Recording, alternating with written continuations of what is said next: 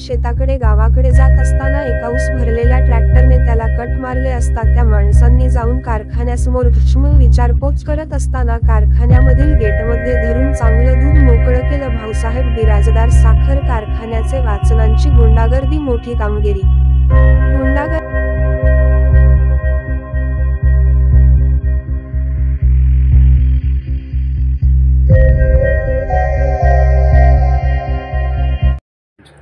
भीमराव विठ्ठलराव डोंगराळे, राहणार कलदुलिंबाळा।